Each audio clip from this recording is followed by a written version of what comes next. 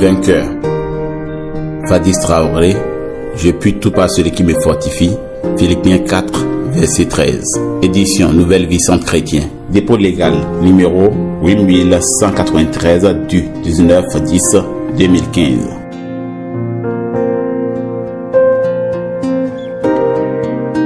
Le vainqueur est un livre qui vous redonnera espoir et vous aidera à renforcer votre foi en Dieu.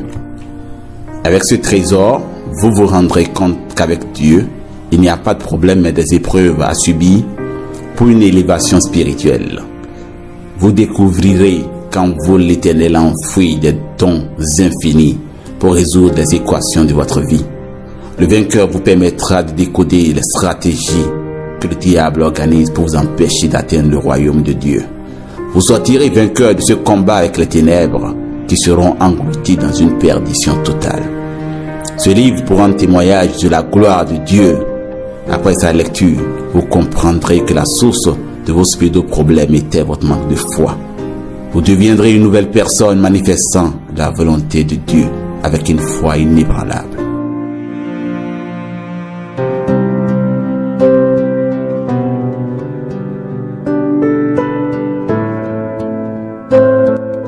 Devenez vainqueur face à tout par votre foi en Dieu. Seule votre foi en Dieu vous permettra de toujours vaincre sans vous gêner. Vous déplacerez des montagnes et donnerez des ordres que même l'ennemi exécutera sans réfléchir. Moi, Fadis Traoré, je menais une vie vouée à la quête des biens matériels et des plaisirs mondains. Pour moi, Dieu ne pouvait rien pour personne. Ma citation préférée était « L'homme est ce qui se fait ». Pour moi, Dieu n'avait aucun pouvoir sur l'homme. Au fil des temps, je me voyais régresser. Plus rien ne marchait pour moi. Je ne comprenais pas les raisons de mon échec. Je me mis donc à me confier aux proches. L'un de mes amis m'a affirmé que c'était dû à un karma, ce que je n'arrivais pas à cerner. Un autre m'a conduit chez un charlatan pour des cérémonies, mais rien n'y fit. Désespéré, l'alcool était mon seul recours. Et comme Dieu ne veut pas la mort de pécheur, mais sa repentance, j'ai croisé un monsieur dans la rue. Il s'appelait Euloge. Il s'est largement confié à moi. Euloge avait aussi connu tout ce que je traversais. Il m'a rassuré de ma délivrance. Je doutais fort puisqu'on ne se connaissait pas. Il me proposait ensuite de le raccompagner chez lui pour échanger davantage. J'ai accepté sa demande, puis le suivi chez lui. Il me fit une prière. Les jours qui ont suivi, des miracles se produisirent chaque fois dans ma vie. La même année, je décrochai mon bac littéraire sans fournir d'effort. Cette expérience fut le début de ma foi en Dieu. Je sus qu'avec une foi totale en Dieu, je pouvais aller encore plus loin. Cette foi me permit de transformer tout ce que j'appelais problème dans ma vie. Des bénédictions divines pour ma croissance spirituelle. Dieu soit loué. La foi s'exprime par une patience infinie. Dieu met ses enfants à l'épreuve pour jauger leur foi. Soyez patients comme Abraham. La foi se reconnaît par une patience infinie. Si vous avez la foi en Dieu, rien ne pourra entraver votre évolution. Monsieur Léon Johnson, président de l'importante compagnie des machines à coudre Neche, possède actuellement des milliards de dollars. Il y a quelques années seulement, il n'était qu'un pauvre immigrant polonais qui ne savait même pas parler anglais. L'article de journal qui raconte son ascension spectaculaire cite ses propres paroles. J'avais une foi inaltérable. Je priais à chaque pas pour être guidé sur ma route. J'ai travaillé avec la tête et les jambes. La foi, c'est un contrat entre Dieu et vous. Tant que le contrat n'est pas rompu par des actes empreints d'immoralité, vous ne devriez rien craindre. Comme le Messie, mettez toute votre confiance en Dieu en affirmant chaque fois: mon Père et moi sommes un. Le Fils ne fait que ce qu'il a vu le Père faire. Le Messie savait qu'il était juste un instrument de Dieu et que tout ce qu'il faisait venait de Dieu, non de son ego. Avec Dieu, je ne crains rien. Si vous bâtissez votre vie sur Dieu, sachez que Dieu prendra automatiquement le devant de toutes choses. Ainsi, vous serez à l'abri des attaques externes. Il se peut que vous ayez été induit en erreur par un sentiment d'incompétence. Il se peut qu'on vous ait répété que vous n'êtes pas capable de faire certaines choses, si bien que vous en êtes venu à le croire. Convainquez-vous que vous ne pouvez pas faire telle chose et vous ne pourrez pas la faire. Soyez persuadés que vous pouvez la faire et vous la ferez. Il faut que vous vous voyez en train de la faire. Avec l'aide de Dieu, vous réaliserez tout ce que vous voulez. Dieu ne saurait être mis en échec. Si vous pensez que vous êtes vaincu, vous l'êtes. Si vous pensez perdre, vous perdrez. Si vous pensez être petit, vous le resterez. Car dans ce monde, le succès commence avec une foi intense et la volonté. Pensez que vous pouvez et vous ferez. Vous devez voir haut pour vous élever. L'homme qui est le vainqueur, c'est celui qui pense qu'il le sera. Brisez toute chaîne de peur, car la peur freine l'essor de celui qui veut s'élever. La peur d'échouer, la peur d'être anéanti, la peur d'être envié, la peur d'être critiqué pousse bon nombre de personnes à ne pas agir. Donc ils subissent tout. La peur affaiblit la volonté d'agir. Donc vous devenez incapable. Un incapable aux yeux de tout le monde. Refusez maintenant d'être esclave de votre peur dans le nom puissant de Jésus. Amen. La peur est un élément qui a voilé beaucoup de talents. Empêcher de croyants et de croyantes également à devenir témoignage du mystère de l'amour divin. La paix de leur communauté a poussé beaucoup à faire ce que les autres attendent d'eux et non ce que Dieu veut pour eux. Si vous aviez envie de briser les chaînes de cette peur qui vous hante nuit et jour, soulignez tous les passages de la Bible qui parlent des promesses de Dieu pour ses enfants qui ont gardé foi. C'est Dieu ma force. C'est lui qui prend le devant de tout dans ma vie. J'agis par lui. Je suis son instrument. Il m'utilise comme il veut pour atteindre les objectifs donnés. Si vous savez que vous êtes en Dieu et qu'il est en vous par une foi infinie, ensemble, vous formez un seul esprit. Vous rendrez possible l'impossible pour alimenter chaque jour votre foi en Dieu. Lisez la vie des grands hommes de la Bible. Vous verrez votre foi s'accroître. Sachez aussi que la foi sans les œuvres est une foi morte. Avoir foi, c'est se mettre en action aussitôt avec une volonté ferme de réussir. Comment formuler son vœu pour qu'il soit exaucé? Puisqu'il y a des stratégies, il y a des principes. Quand vous marchez avec Dieu, vous n'avez plus de limites. Vous avez tout ce que vous voulez sur cette terre. Vous voulez d'une voiture pour votre bien et celui des enfants de vos voisins qui, pour aller à l'école, marchent des kilomètres. Votre vœu est noble, Dieu ne t'aidera pas à vous l'accorder. Si votre vœu a pour but d'aider les faibles à avoir une vie meilleure, Dieu vous l'accordera toujours car il est en harmonie avec ses principes. Que vos vœux soient formulés pour rendre gloire à Dieu et vous les verrez chaque fois exaucés. Ne demandez pas à Dieu de vous donner de l'argent pour dominer vos frères. Ne demandez pas à Dieu de vous donner une voiture pour paraître supérieur à ceux qui sont autour de vous. Mais demandez à Dieu de vous donner des choses qui puissent vous permettre de rendre témoignage de sa gloire, qui puissent vous permettre d'aider tous ceux qui sont autour de vous à changer de dimension de vie. Et sachez comment formuler votre vœu pour ne plus perdre de temps dans de vains espoirs. Le vœu doit aussi s'accompagner d'actions concrètes. Dieu n'aide que ceux qui font l'effort d'accomplir ce qu'ils désirent, tout en le louant. Dieu n'encourage pas la paresse. D'aucuns attribuent leurs multiples échecs à Dieu. C'est la volonté de Dieu. C'est une aberration. Dieu est un Dieu de victoire. Mais lisez dans Romains 8, verset 37. Mais dans toutes ces choses, nous sommes plus que vainqueurs par celui qui nous a aimés. Tous ceux qui ont foi en lui sont toujours vainqueurs. Ils sont des modèles pour ceux du monde. On les traite d'idéaux. Vous êtes les seuls responsables de vos multiples échecs. Dans la vie, commencez par savoir ce que vous voulez et hâtez-vous d'atteindre vos objectifs. Le simple fait de penser à une chose peut vous conduire à la voie. C'est une pure comédie. S'il suffisait de penser à une chose fortement pour la voie, nous n'aurions plus besoin de travailler pour tout obtenir. Un homme a organisé un dîner en l'honneur du docteur Alexis Carrel et fit l'éloge de ce célèbre chirurgien en disant de lui qu'il était un génie. Le docteur Carrel lui répondit tristement, « Eh bien, j'ai travaillé corps et âme pendant plus de 20 ans pour devenir ce que je suis. Et toute la récompense que je retire de mes efforts, c'est d'entendre dire que je suis un génie inné.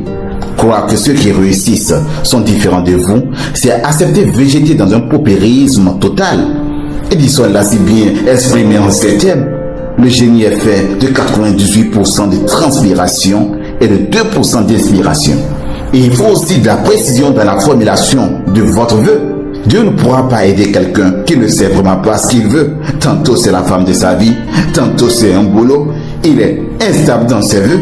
N'est-il pas comparable à un fou errant partout sans un but réel? Dieu, un Dieu d'ordre, tout ce qu'il fait prouve qu'il évolue par étapes. Prenons l'exemple de la création du monde, l'envoi des prophètes sur la terre. Dieu pouvait créer le monde en un jour, mais il fit preuve de sagesse en le créant progressivement en 6 jours. La meilleure façon de tout perdre est de tout vouloir à la fois. Commencez par vouloir une seule chose de tout votre cœur. Comme Abraham, concentrez bien votre esprit sur ce que vous désirez et ne cessez pas de demander ce qui vous appartient. C'est à vous. Vous pouvez avoir tout ce que vous désirez. Si vous le désirez avec beaucoup d'ardeur, vous pouvez être tout ce que vous voulez être. Accomplissez n'importe quelle chose que vous entreprenez. Si vous vous en tenez à un seul vœu qui fait la gloire de notre Seigneur, pensez constamment, accompagnez ce que vous voulez d'une confiance totale en Dieu pour le faire réaliser dans un délai choisi. La victoire s'obtient après l'effort constant. Les plus grandes victoires sourient à ceux qui ont pris le plus de risques. La victoire, la réussite sont une entreprise. Plus tu y investis, plus tu augmentes tes recettes à venir. Rien de bon ne peut s'obtenir sans sacrifice.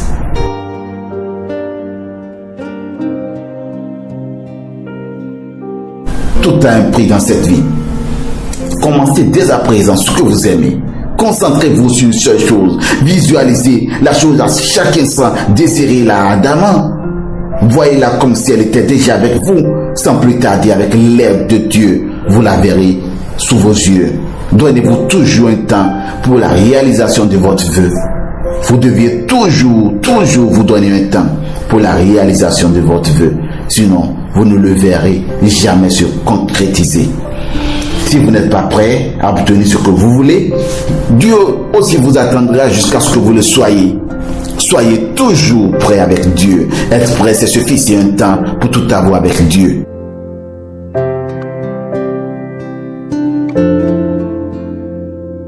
Transformez vos difficultés en moteur pour une réussite certaine. À chaque situation correspond une leçon à garder.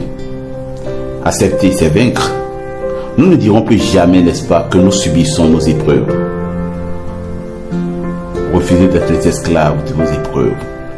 Affirmez votre foi à chaque instant en les acceptant. 2 Corinthiens 4, 16, 18 dit: c'est pourquoi nous ne perdons pas courage. Et lors même que notre homme extérieur se détruit, notre homme intérieur se renouvelle de jour en jour. Car nos légères afflictions du moment présent produisent pour nous, au-delà de toute mesure, un poids éternel de gloire. Tout ce qui vous arrive contribue à votre croissance spirituelle. Bénissez toute épreuve, puisque c'est d'elle que vous allez tirer la sagesse divine.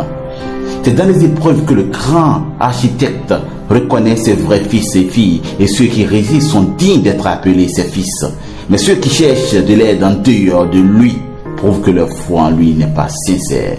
Et c'est ce pourquoi Dieu dit dans sa parole, Jacques 1, verset 12, « Heureux l'homme qui supporte patiemment la tentation, car après avoir été éprouvé, il recevra la couronne de vie que le Seigneur a promise à ceux qui l'aiment. » Peut-on être établi sans avoir été éprouvé? Non.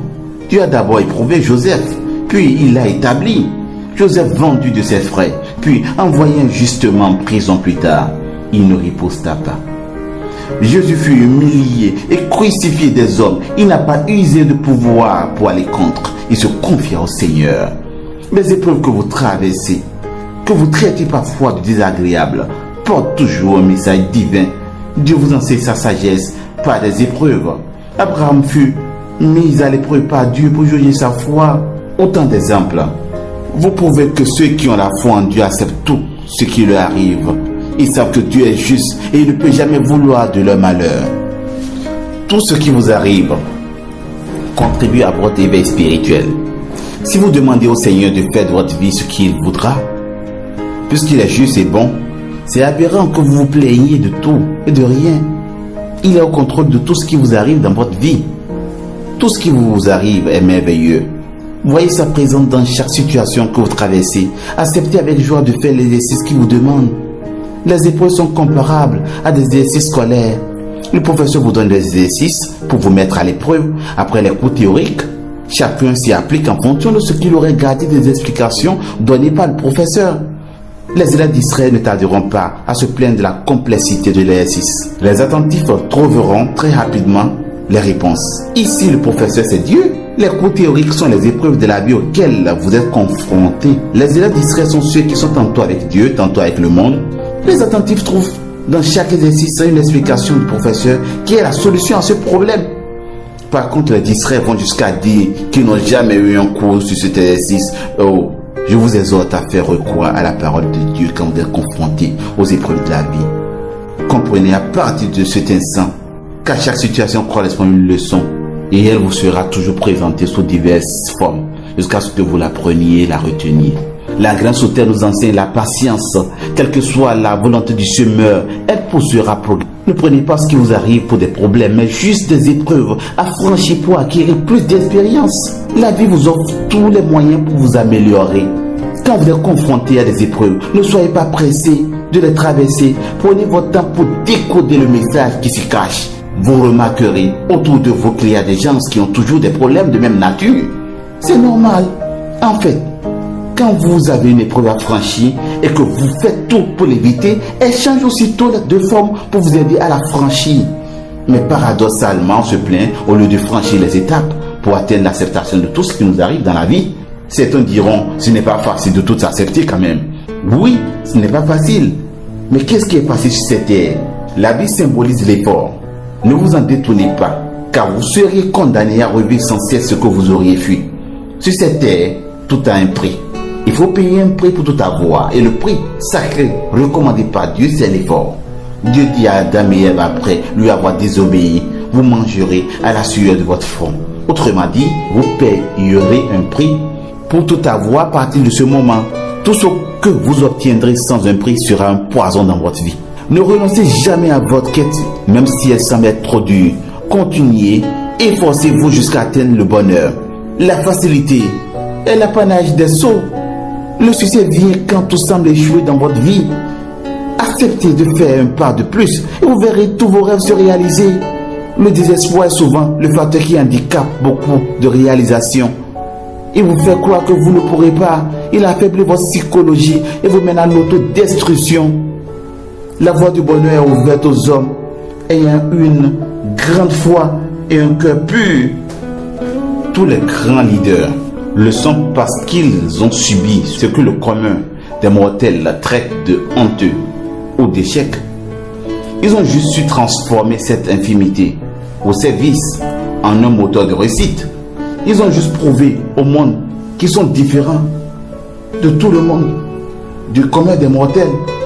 Grâce à cette différence auquel ils ont su donner de la valeur, le monde est tombé amoureux d'eux et non pas de leur vie misérable passée, mais du fait qu'ils aient pu sortir la tête haute de cette difficulté. Nous pouvons rendre gloire à Dieu de par nos vies passées. Un handicapé, un marginalisé, un rejeté de la société peut prouver au monde qu'il a aussi sa place dans la société et qu'il est autant utile que le bien portant. Rendez-vous utile malgré vos handicaps pour la gloire de Dieu. Dieu vous aime spécialement. Il est fier de vous. Quand il vous voit heureux malgré votre infimité, le louant avec allégresse, ça prouve que votre amour pour Dieu dépasse les jugements et les critiques humains. Avec Dieu, les vices brisés sont un témoignage. Dieu ne vous rend pas coupable, il vous rend capable. Il vous libère, il vous donne une nouvelle vie. Quand vous prenez beaucoup de leaders, ils le sont parce qu'ils voulaient défier ceux qui semblaient les dépasser à cause de leur infimité, ou certains qui étaient dans l'alcool et tout genre d'incitants. Témoigne aujourd'hui qu'avec Dieu tout est possible. Prenons l'exemple d'un alcoolique qui a passé plus de 20 ans à boire constamment et qui décide un jour de laisser puisque Dieu a touché son cœur et l'a sauvé. N'est-ce pas merveilleux? Ce dernier peut ramener des milliers d'alcooliques dans le monde du Seigneur. Un grand drogué, libéré de l'esprit maléfique de la drogue, peut devenir un témoin vivant de la parole de Dieu. Utilisez vos infimités et vices pour aider ceux qui se désespèrent et ceux qui s'égarent à devenir des instruments de Dieu. Il faut qu'on cesse actuellement de nous plaindre de tout. Ben moi, j'ai tel problème, je suis handicapé, voilà, je suis un alcoolique, tout ça. Là, il faudrait qu'on finisse avec tout ça. Il faut que nous puissions tout au moins transformer cette faiblesse en force aujourd'hui pour pouvoir aider le royaume de Dieu. Pas en continuant, mais en donnant nos vies à Dieu et en prouvant à ceux qui s'égarent qui peuvent aussi changer tout comme nous. Et nous devions aussi rendre grâce à chaque instant. Le fait que vous soyez en train d'écouter ce élément audio est déjà une grâce divine. Vous vous servez de vos oreilles pour écouter. Certains auraient tant souhaité le faire, mais ils n'y arriveraient pas. Ils sont sous. Vous êtes toujours en vie, même si tout ça mal tourné dans votre vie. Rendez tout au moins grâce pour ça. Rendre grâce, c'est multiplier les bénédictions divines dans votre vie et celles de ceux qui viennent à vous. Tout ce qui vous arrive est porteur de messages divins. Dieu vous aide à travers les situations complexes à vous accomplir. Au lieu de lui rendre grâce à chaque instant, les ignorants passent le temps à pleurnicher ou à douter de son existence. J'illustrerai cela par une anecdote. Un habitant du nord de la Chine vit un jour son cheval s'échapper et passer de l'autre côté de la frontière. Le cheval fut considéré comme perdu. À ses voisins qui venaient lui présenter leur sympathie, le vieil homme répondit: la perte de mon cheval est certes un grand malheur, mais qui sait si dans ce malheur ne se cache une bénédiction. Quelques mois plus tard, le cheval revint accompagné d'une magnifique jument. Les voisins félicitèrent l'homme qui leur dit, impassible: est-ce un malheur ou une bénédiction? Le fils unique fut pris d'une véritable passion pour la jument. Il la montait très souvent et finit un jour par se casser la jambe pour de bon. Aux condoléances des voisins, l'homme répondit imperturbable: et si cet accident était une chance pour mon fils? C'est une grâce. L'année suivante, les Oums envahirent le nord du pays. Tous les jeunes du village furent mobilisés et partirent au front. Aucun n'en revint. Le fils estropié du vieil homme non mobilisable fut le seul à échapper. Cette anecdote montre clairement que dans chaque présumé malheur se cache une bénédiction divine qu'on ne perçoit pas automatiquement. La tristesse devient joie lorsqu'on découvre le message divin qu'elle cache. Tâchez de maintenir votre cœur dans l'émerveillement des miracles quotidiens de la vie. Priez, rendez grâce à chaque instant. Commencez par vivre la parole de vie à travers vos expériences quotidiennes. Laissez Dieu se manifester en vous tout en rendant grâce. Vous ne pouvez pas demander à votre Père de faire de votre vie ce qu'il veut et prétendre avoir des problèmes. Laissez Dieu diriger sa vie, c'est accepter tout ce qui vous arrive tout en rendant grâce. Merci Seigneur pour tout ce que tu me fais. Merci pour tout ce que tu m'apportes à chaque instant. Merci Seigneur. C'est ce que j'appelle la foi en Dieu. Avoir foi, c'est confier tout à Dieu sans se plaindre, car Dieu seul sait ce qu'il vous faut et quand il vous le faut. Mais c'est dit dans sa parole, dans Jean 16, 20, 22, en vérité, je vous le dis, vous pleurerez et vous vous lamenterez et le monde se réjouira. Vous serez dans la tristesse, mais votre tristesse se changera en joie. En vérité, je vous le dis, vous pleurerez et vous vous lamenterez et le monde se réjouira. Vous serez dans la tristesse, mais votre tristesse se changera en joie. La femme, lorsqu'elle enfante, éprouve de la tristesse parce que son heure est venue, mais lorsqu'elle a donné le jour à l'enfant, elle ne se souvient plus de la souffrance à cause de la joie qu'elle a de ce qu'un homme est né dans le monde. Vous donc aussi, vous êtes maintenant dans la tristesse, mais je vous reverrai et votre cœur se réjouira et nul ne vous ravira votre joie. Je vous raconte encore une autre histoire. Un grand combattant se retrouva après plusieurs guerres sans ses deux pieds. Au début, c'était un calvaire pour lui. Il passait tout son temps à regarder ses anciennes photos, les larmes aux yeux. Ce militaire nourrissait en lui une vieille passion. chanter. Tout doucement, il intégra une chorale et très rapidement fit des exploits. Quelques années plus tard, il réalise plusieurs disques et s'est vu plus grand et riche que ce qu'il était. Il rend aujourd'hui grâce à Dieu. Voyez-vous les merveilles que Dieu vous offre à chaque instant?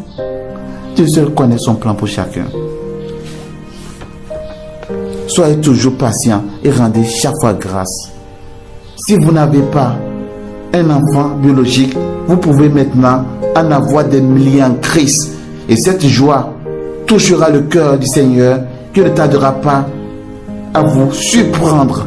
Surprenez Dieu, étonnez Dieu dans vos réactions et il vous étonnera aussi. Soyez bénis abondamment dans le puissant nom de Christ. Amen.